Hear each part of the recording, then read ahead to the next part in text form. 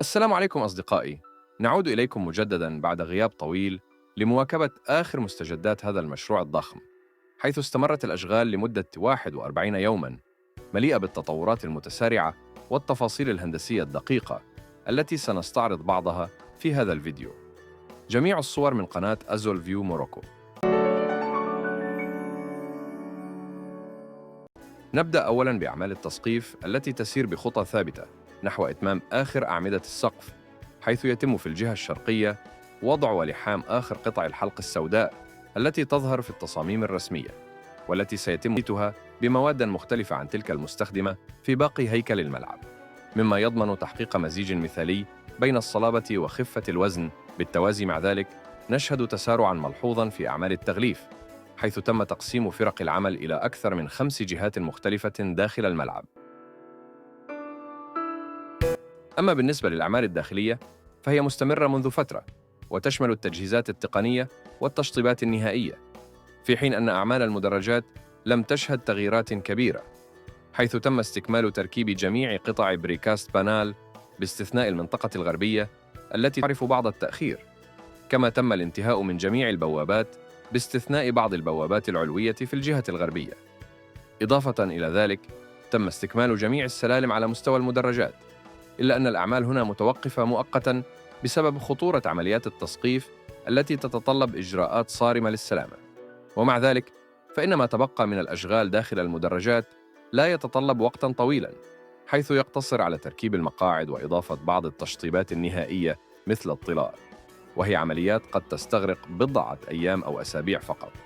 في الجهة الغربية، بدأت أعمال كبرى لربط استوديوهات التصوير بالملعب، وهو ما أشرنا إليه سابقاً في عدة فيديوهات، حيث سيتم ربط هذه الاستوديوهات بشكل مباشر بالمدرجات لتسهيل حركة الصحفيين والإعلاميين دون الحاجة إلى الخروج من محيط الملعب، مما يعزز تجربة التغطية الإعلامية للمباريات والفعاليات الرياضية.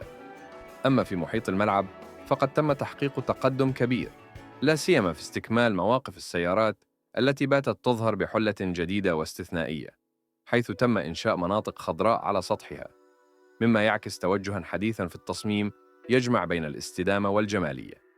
إلى جانب ذلك، تم استكمال الجزء الأكبر من الأشغال في الملعب الأولمبي، ولم يتبقى سوى أعمال التسقيف وتركيب المقاعد وبعض التفاصيل الصغيرة التي قد نتطرق إليها في فيديو قادم إن شاء الله. لا يمكن الحديث عن هذا المشروع الضخم دون الإشادة بالجهود الجبارة التي تبذلها الأيدي العاملة المغربية والمهندسون الذين يعملون ليلاً ونهاراً لضمان سير الأشغال وفق أعلى المعايير الدولية. فبفضل الخبرة والكفاءة المحلية، نشهد تقدماً مذهلاً في مختلف مراحل البناء، سواء في الهيكل العام أو التشطيبات الداخلية أو أعمال التسقيف المعقدة التي تتطلب دقة هندسية كبيرة. هذا المشروع ليس مجرد ملعب، بل هو تحدٍ وطني يبرهن على قدرة المغرب على تنفيذ مشاريع ضخمة بكفاءة تضاهي أكبر الدول في العالم، وهو جزء من الاستعدادات الكبرى التي يخوضها البلد لاستضافة أبرز الفعاليات الرياضية العالمية. الرهان كبير، لكن بفضل التخطيط المحكم والعمل المتواصل، يقترب هذا الحلم من أن يصبح واقعاً ملموساً، ليكون هذا الصرح الهندسي نموذجاً مشرفاً للبنية التحتية الرياضية في إفريقيا والعالم العربي.